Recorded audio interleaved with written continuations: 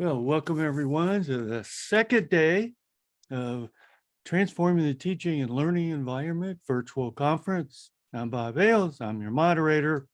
Uh, don't forget, the Wall Street Journal is one of our main sponsors.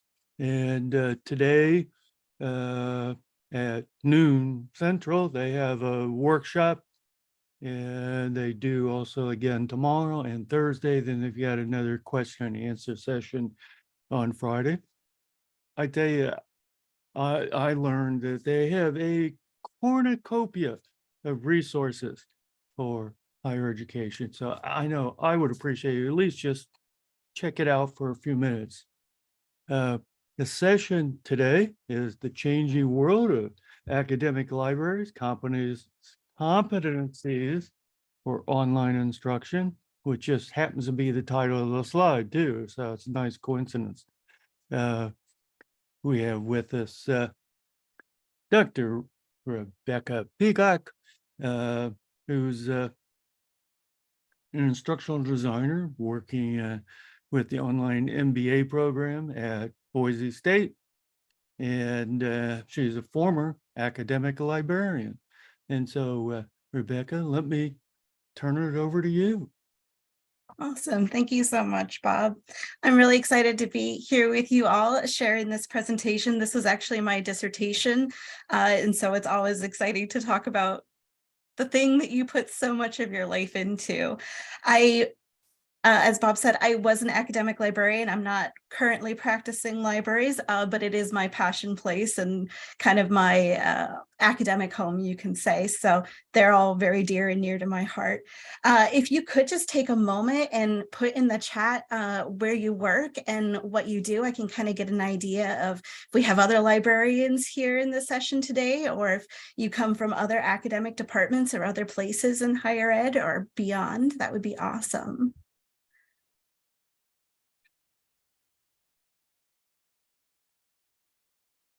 Awesome. Nice to meet you, Rebecca from Three Rivers College.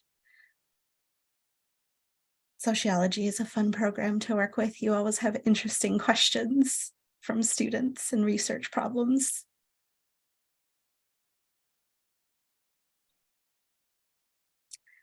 Grand Canyon, pleased to meet you. Hi, Jess, Teaching and Learning Center. Always love the teaching and learning folks. Academic librarian, nice to meet you, Jessica from Gannon. Awesome. All right, well, I'll go ahead and get started. The lay of the land is I'm going to introduce you to the problem I was investigating. I'll tell you a little bit about some of the literature I examined, the methods I used to conduct this research study, and finally, the findings that I came up with. So the problem. Back in 2020, you probably remember we had a little bit of a pandemic situation. And in sort of that March ish into early April period of time when a lot of the universities were closing down and going online, the library listservs were just all a flutter of, oh my gosh, how are we supposed to do our library instruction online? We usually do it in person. We've got, thousands of first-year students who are supposed to be delivering this, one-shot workshop to. What software are people using? What LMS are people using? What this or that? Like, how are they approaching active learning? Like, how do we do this online thing? And so I was listening to this discourse and I was talking to my advisor, and I had planned to do a whole different dissertation, and I was telling him about this and I was like, I wish that I could help everyone. This is like the love of my life is online library instruction. And he was like, oh, maybe this is actually the thing you should do for your dissertation. So changed my mind, and this is what I ended up working on. So library science degrees are great. They teach you a lot of things in the theoretical world of library science and how to do librarianship. However, the thing that they don't teach often is how to be a teacher. And I think that's true of many master's degrees. Master's degrees don't prepare you to be a teacher. They prepare you to start your academic world or leap into some other, branch point of study and research, but not necessarily how to go back and teach people. And library science degrees tend to offer a instructional design or a teaching course or something as an elective. So you have the option of doing this should you desire. But when there's so many other exciting things to learn in school, are you going to pick the teaching one all the time? Maybe not. So a lot of people never get this side of librarianship. In 1985, the Association of College and Research Libraries, which is our big, academic home, came up with these competencies. There was like 80 something of them. They were very specific and very prescriptive. There were too many. And they, of course, in 1985, they did not cover things like online learning. Online learning was sort of distance ed at that point and was being done sort of by video. It just wasn't a thing. And so these competencies eventually were retired in 2007. ACRL constructed these new proficiencies for instruction librarians, and a task force did some research and came up with a bunch of proficiencies about teaching. And they were a lot more generic, but a lot more focused on the teaching and learning aspect of libraries. However, they did undertake some criticism because, again, online learning missed the boat, wasn't there? And by 2007, online learning was definitely in higher education. Online learning was definitely a thing. However, it was left out of the party.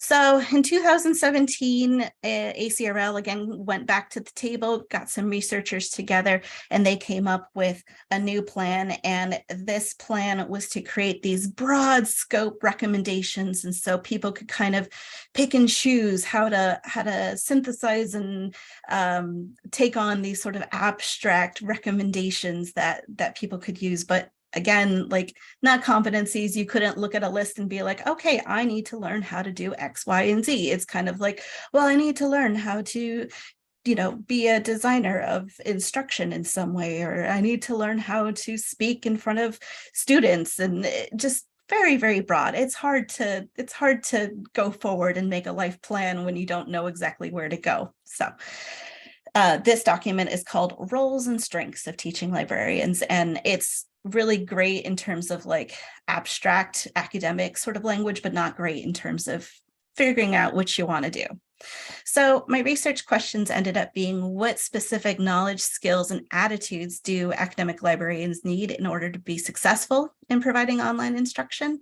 And what barriers exist for academic librarians' ability to be successful in providing this type of instruction? So went to the literature, had a look around. Library instruction is usually termed as information literacy, and I'm going to read this definition because I've been a librarian for a long time and I can't ever remember exactly how ACRL defines it, but it's the set of integrated abilities encompassing the reflective discovery of information, the understanding of how information is produced and valued, and the use of information in creating new knowledge and participating ethically in communities of learning. And so it's a big, huge thing. Information literacy, it encompasses all departments on campus, all corners of the world. Information literacy is huge, and librarians basically take on the role in academics to provide this type of instruction, to help faculty get this instruction to their students. And so big responsibility, great topic area, but sometimes it's hard to get out there. So librarians operate usually in academia on this type of instruction we've termed the one shot. We go into a classroom, we maybe do our song and dance for an hour. We teach, some other faculty's students how to do something in their specific discipline. And then we say farewell, bye. And we probably never see the students again. So one shot. And of course, the one shot has gotten a ton of criticism. It's not a great pedagogical approach to teaching and learning. There's often no time to assess the students. There's, we do some evaluation of students, but in just a small amount of time, it's really hard to go through the whole scene of being able to see if the instruction really does anything or really does help students. And so there's a lot of criticism. Now, instruction is evolving in different corners of academics. Some libraries have taken on one credit courses for first year students. So they're actually out there teaching a semester long course for folks. Some folks have been able to negotiate with different faculty to do multi-visits throughout a semester. And that way you can kind of see the students a few times and see those learning growth moments and say, okay, yes, they understand these concepts, they're learning, they're applying, I can see, I can check, I can remind, and go through this whole like learning process with them. So in general, online learning hit a bit of a rough patch, of course, during the pandemic. We did this thing that Hodges et al. Described as emergency remote teaching. Everyone was kind of like, okay, we got to go online. Let's get stuff online. It doesn't really matter. It just needs to be online so we can move forward with teaching and learning. And that's not online learning. Online learning has purpose, and online learning has strategy and all sorts of great things that go into making it great. And it's not just, whoop, it's online. Have a nice day. Online learning, especially in higher ed, faces this really interesting dynamic of, is face-to-face instruction better than online learning? Is one better? Is one worse? Is one inferior? Is one superior? And, it's like many things in teaching and learning. It depends. It depends on what it is you're doing and how you're doing it and all sorts of things. But it's definitely, I think, unfair to online learning to say one is better than the other. Higher education sort of has this give and take with it, and some universities have really like latched on to online learning and are like, let's do it, and other universities have kind of pulled back and said, no, we're going to go back to face-to-face. We're going to do the face-to-face thing. We're more comfortable. The students like it better, etc. And so it's an interesting dynamic. Greer et al. Have described the instruction potential of online library instruction by saying, if libraries can identify ways to effectively design meaningful instruction online, libraries can integrate information literacy frames across the university. And this is one of the hardest things in academic librarianship, is how do we see the students at all of their levels of their undergraduate or graduate experience? How do we see them at all those levels as they're changing and molding and growing in their disciplinary expertise? And how do we keep looking at those points, and how do we get to all of the disciplines in some way, shape, or form? And so online learning might potentially be a key for that. It's a little bit easier to implement into a classroom. You're not necessarily saying, hey, faculty member, I'd like to come in and steal, your whole class period for this week. You've like, oh, well, you could assign this as homework and the students can work on it, at their leisure during the week or something. And so there's potential there for online library instruction. In terms of methods, librarians have done all sorts of things, from creating just sort of like mini modules to building full-scale online classes, badges, certificates, having like a website that has some activities that folks can download and use. And so librarians are trying, we've been out there for a long time trying to get online library instruction into folks' hands. And then assessment and evaluation, we've done a whole lot of different ways of looking at things. And this is all the way from full scale IRB to academic, sort of testing, down to, smile sheets. Like, did you have a good time? Did you learn something clear and muddy? What's up with your learning? How do you feel? And so there's just a big span of different things folks have done. In terms of competencies, we have the current recommendations from the ACRL. Again, a bit broad. They're purposely broad. That's how the committee decided that they wanted to put them out. And so these recommendations could be adopted in library science programs to help maybe refocus some of the energy onto what people currently need in order to be successful in the teaching and learning aspect of higher ed. Libraries have really turned into a place of teaching and learning over the span of when I became a librarian, which is 2009. Teaching and learning is one of the biggest things in libraries at the moment. Teaching faculty competencies have been examined in terms of what you need in order to be a successful faculty member in teaching and learning. Martin et al. Did a really great research project where they looked at award-winning online faculty teachers. And so this has been done in other parts of higher ed, just not in libraries. And then there are competencies from all other organizations. STIPI has some, OLC has some, ISTE has some, ACT has some. They're out there. However, they often are written from you're an instructional designer designing instruction, not necessarily teaching the instruction, or you're a faculty member designing a full-scale semester-long course. And none of those things really work for librarians. That's not really what we do most often. We most often do workshops and one-shots. So I thought, well, let's see if we can fix this, because I love libraries. Libraries are my friends, and let's try something new. So I decided to do a needs assessment, and a needs assessment is a process that helps you to determine performance gaps between a desired state and something that is currently being exhibited. There's a whole bunch of different types of needs assessments. There's knowledge and skills assessments. These are really focused on developing training. There's job and task analysis. These are really focused on a specific individual and their job requirements and their work. There are strategic needs assessments, and these are focused on an entire organization. How can we get this company or this business to make money more efficiently and better?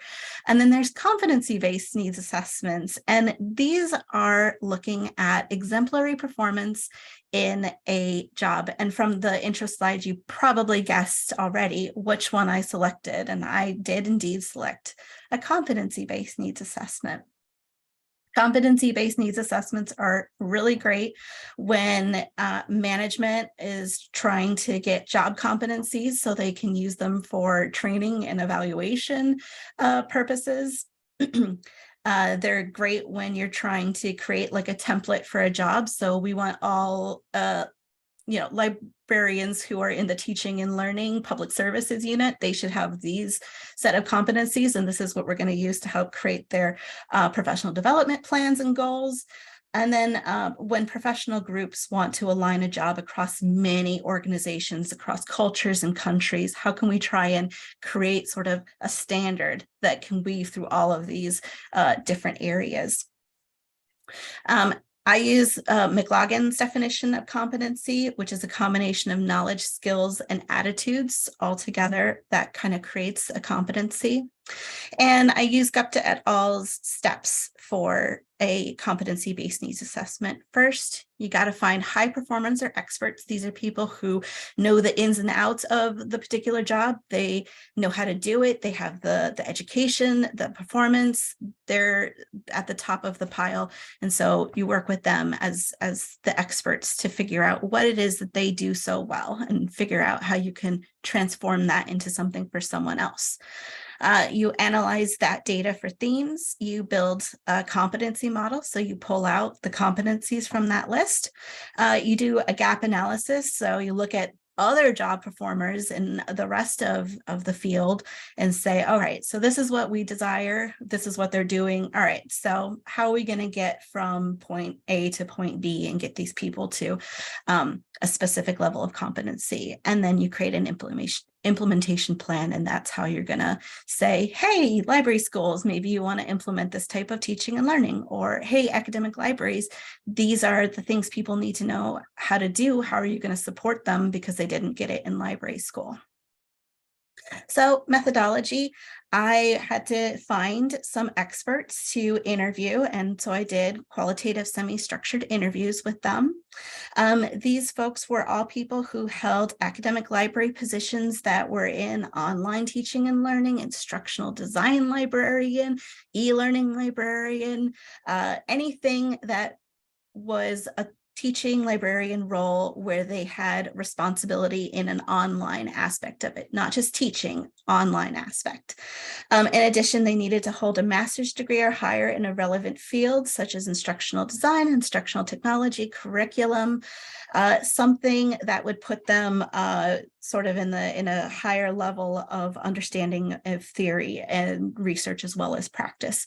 One participant was sort of halfway through a program as a student, and so that person was in there as well. I identified 27 folks that fit my criteria. Of those 27, 18 accepted the invitation, so I had a 67% response rate. So the data that was collected, I used the Gupta et al. Sort of framework for question types and how to ask questions. And so folks were asked to talk about the knowledge, skills, and attitudes that they had for their job and how they approached those knowledge, skills, and attitudes. They were also asked to talk about stories from their work or from helping other librarians in their work to be successful in providing online instruction. Also events when they were maybe unsuccessful in providing this type of online instruction. And then they were finally asked to talk about barriers. They believe that it might make it difficult for other academic librarians to be able to perform this type of online instruction. So there were 6 main big questions, and then each question had some sub-questions I could use should I need to pull out additional information from folks, especially as they were talking about the narrative. Some people went off on different directions and stuff. So I had to be able to have some questions ready to bring them back to trying to find those knowledge, skills, and attitudes within these broader stories.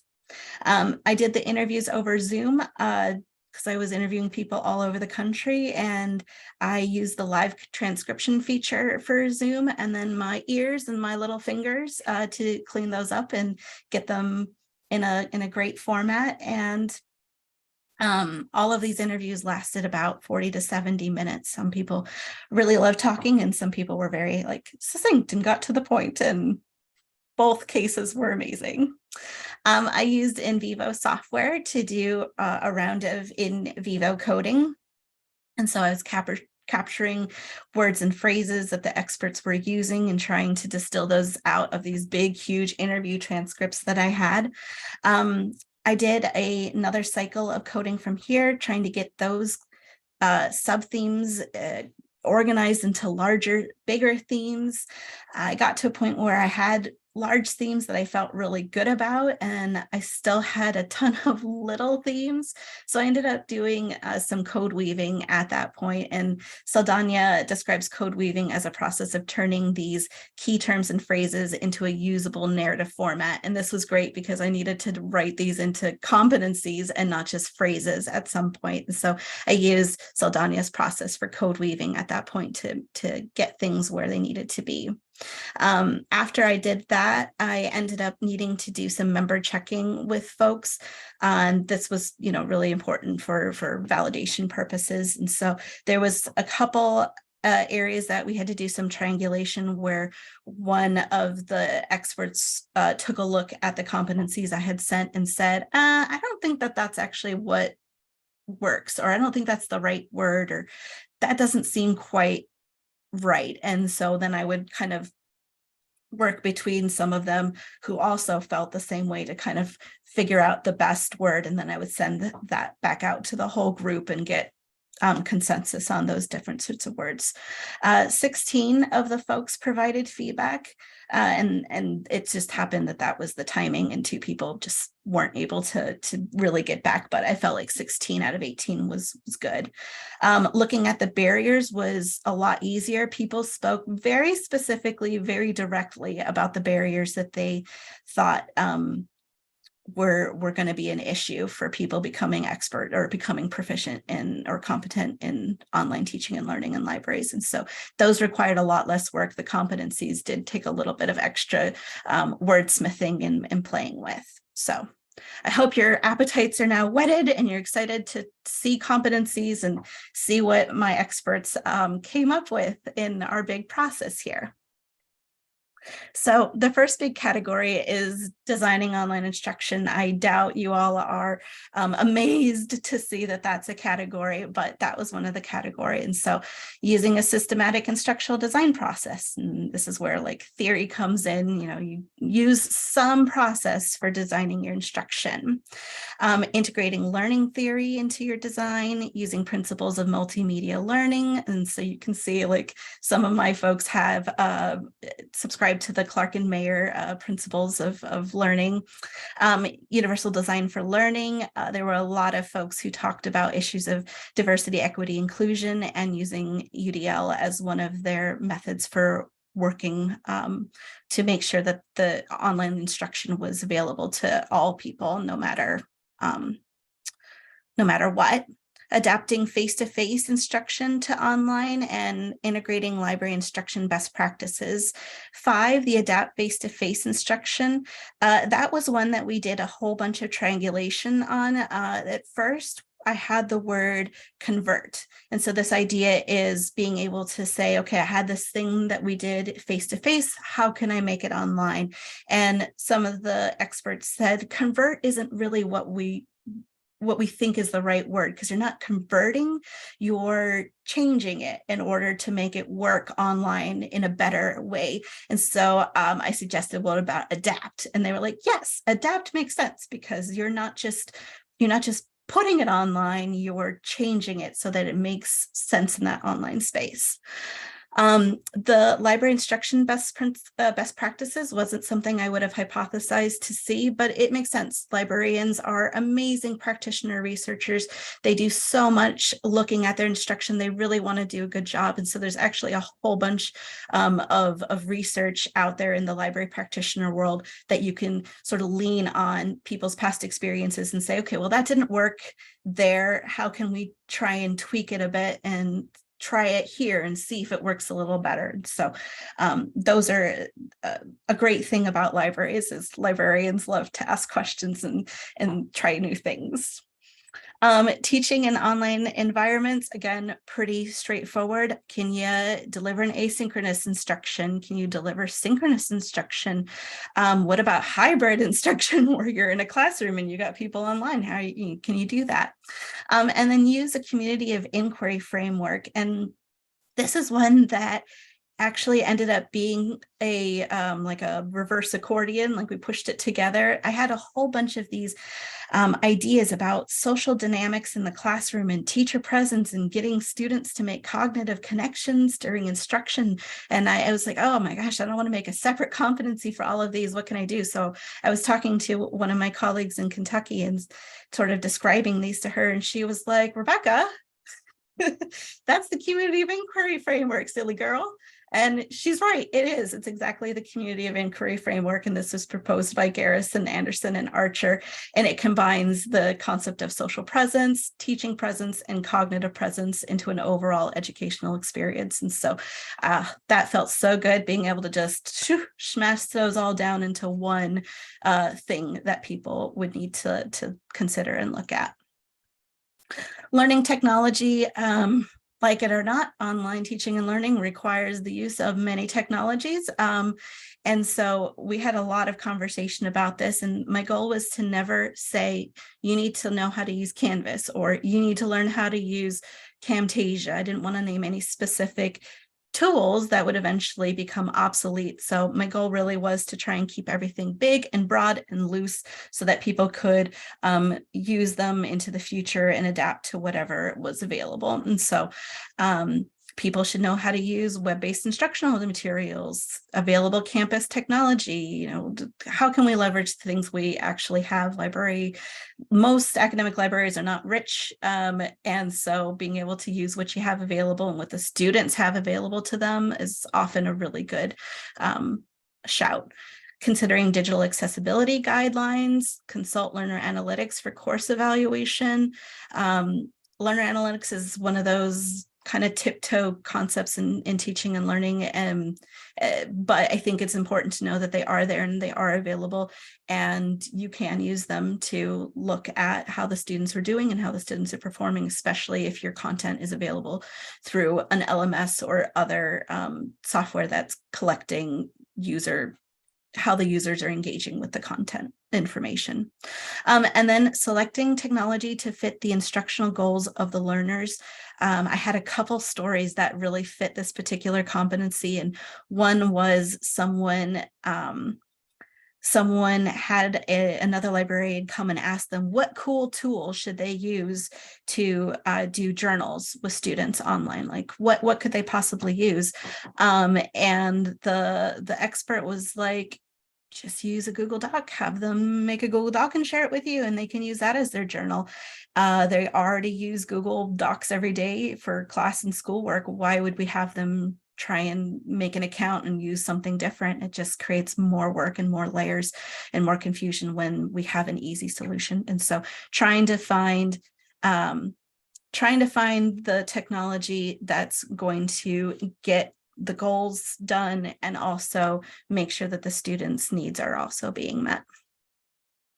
Interpersonal communication. This was something that I had not hypothesized considering at all. And I think it's because as librarians, this is something we do all the time. It's just ingrained in being a librarian, is you have to be able to talk with people and negotiate on campus and make friends and that sort of thing. So negotiating with campus stakeholders, this often means that we are going to different departments and being like, hey, we saw that your students have this big, huge research project. We would love to help support you and your students. We see them coming into the library, and we think it would be great if we can set this class up for them. And so you add another extra layer when you're saying, what if we didn't have them come into the library? What if we had them do it online this time?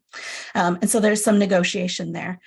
Collaborating with colleagues and campus stakeholders, there are a ton of different ways to get involved with folks. And so collaboration opportunities are there, and it's something great.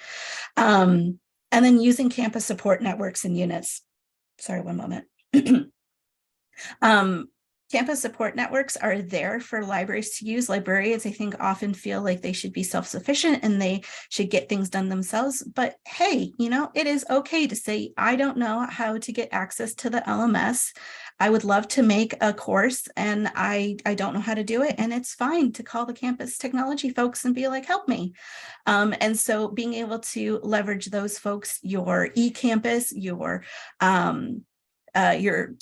teaching and learning center, all of those people can be great resources for libraries, and we tend to not use them as much as we actually could. And there are expertise out there beyond us just having to put our heads down and try and learn some new technology by ourselves. And so I thought those were really great observations that came out of the stories that the experts were telling.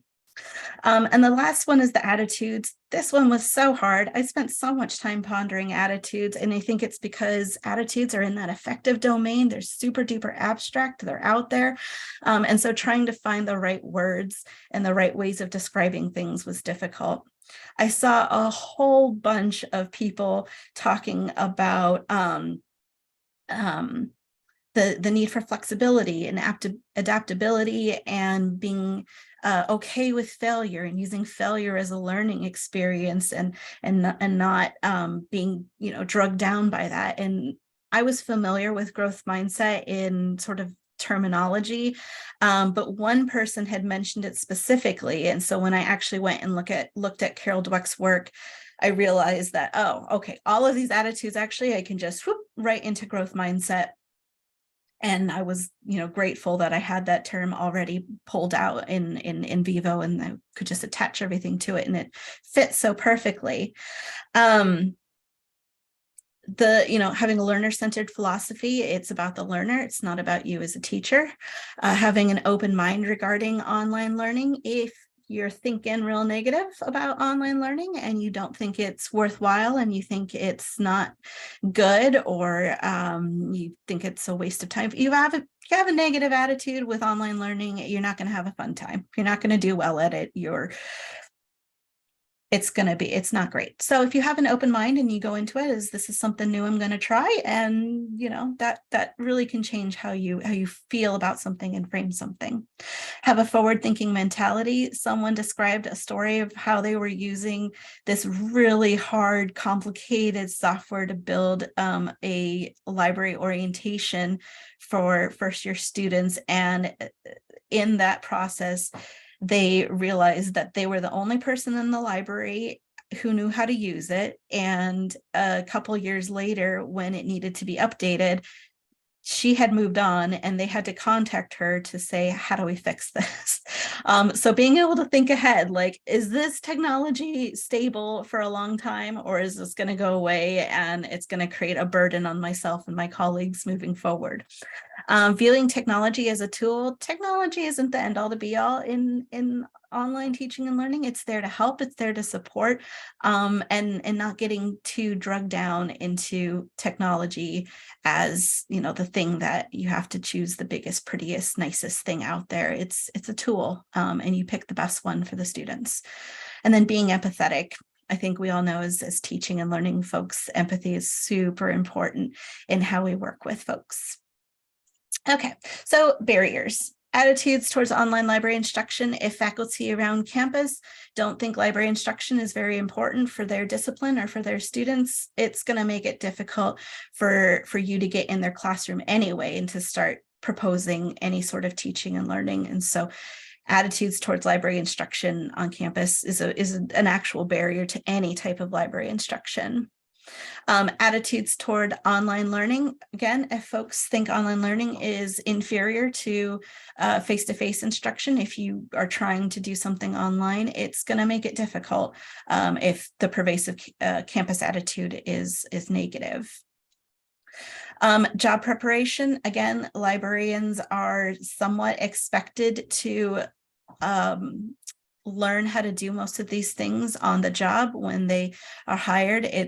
It's not something that usually is taught in school unless you decide to put an effort into it by taking an elective. Technology, there's a lot of folks, I think, who get afraid of technology. They think it's going to be difficult to implement. They think it's going to have a huge steep learning curve in order to learn. And so that becomes a really big barrier of not wanting to do online instruction because the technology might be too hard, require too much time, and be too difficult. There's a discomfort with online learning. I think during the pandemic, if you all were teaching, you probably heard other folks on campus, or maybe you yourself were trying to figure out, how am I going to navigate this situation where I feel like I'm sitting in this big black box all by myself and nobody's interacting, nobody's talking in the chat. I feel like I'm just talking into the void. And so if you have a discomfort with that, it's going to make it a lot harder to want to become competent in this sort of instruction. Lack of funding for libraries. Libraries are often strapped for cash. They're the money sink on campus, not the money maker on campus. And so sometimes there aren't enough funds for professional development. There's not enough funds if the library has decided that they need to invest in a specific technology tool or specific training. It can make it really difficult to meet some of these goals if you can't find a way to invest or pay for them. And then an increased workload. Librarians are asked to do a lot, sometimes with dwindling staffing numbers. And if you're a great library and you've made great friends on campus, sometimes you get asked to do a lot more than one librarian for a particular department can do. And so having the time to actually invest in learning can be really difficult. COVID-19, this was done during COVID-19, so there were a lot of mentions of COVID, that just came up automatically. I didn't have to ask anything, but people were having like stories and, oh, well, during COVID-19, this is what happened. And so positives, they thought that some of their colleagues really were like, oh man, I can do this. I can learn a new technology. I can teach online. Like, I think I'd like to do something different with my teaching this year, or I think as a library we can turn all our first year instruction, and we were teaching thousands of students and having to go in the classroom and spending, hours for many people. Now we can put it online, and that frees us up for, other opportunities with our departments and stuff. And then, negatives, I think more at all noticed in 2021 that there still was a really negative attitude about online instruction in universities in general. And I think that attitude's going to take a while to learn. And I mean, there's a whole financial impact of online learning. I recognize, but I think that's something I'm hoping that gets overcome here in the coming years. So looking forward, this research isn't done. Obviously, I just finished at developing the competency model. I haven't done a gap analysis. I haven't done refining. I haven't done implementation, to come in the future, but it's not done. There's likely a gap. Like, I think anecdotally, if you've worked in libraries long enough, you know that there's a gap in folks being able to do online teaching and learning, and it just is what it is. This list is a lot. Like, I have the list because I have 2 degrees related to online teaching and learning, and I've been doing this for over a decade. So I have the list, but I can see how people, especially people who are in libraries right now and did not get any type of instruction in school, that it would be really difficult to go back and try and get all of these skills all at once. And so it's maybe an aspirational list, something you can work towards if you like, but it's not necessarily prescriptive. Also on that vein, it's possible that a unit could share the list. And so maybe someone is extra proficient in the making of online stuff, and someone is proficient in the theory of stuff. And so they can kind of all work together to do the things, instead of having it be something that everyone has to be completely competent in all the time. Again, there's some probably bias from myself. Of course, I have thoughts and opinions and all these things. And while I did my best to ensure that I was listening and taking in the comments from the experts, I'm sure I applied some of my own bias in how I interpreted what they were saying. And there's some bias from them as well. We're all from a very similar circle of academic libraries, and we all have a very similar type of education and ways of thinking about online learning. Obviously, we're all like super pumped about online learning, so very positive thoughts towards that area. And so I'm sure that there's something of bias in here, but I hope not too much, at least. And that's the end of this. It's an ellipsis for now. I'm hoping to carry it on in the future. Thanks, Rebecca, for coming. So I'm happy to take questions. I'm happy to chit chat. I think we only have like 4 minutes to chit chat, but if Jessica or Varun have questions, I'm happy to answer them.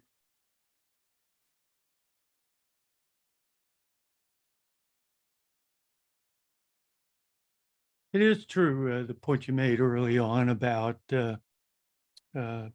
how we move so many things online during the COVID.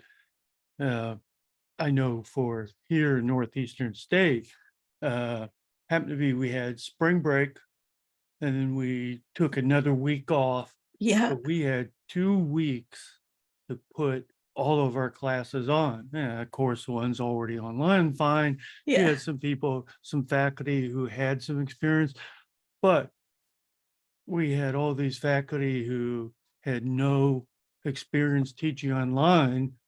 We had to not only get their courses ready, but get them ready. Yes. And, that had varying degrees of success. 2 weeks isn't enough to do the instructional design. Yes. But we did the best we could with what we have. Yeah.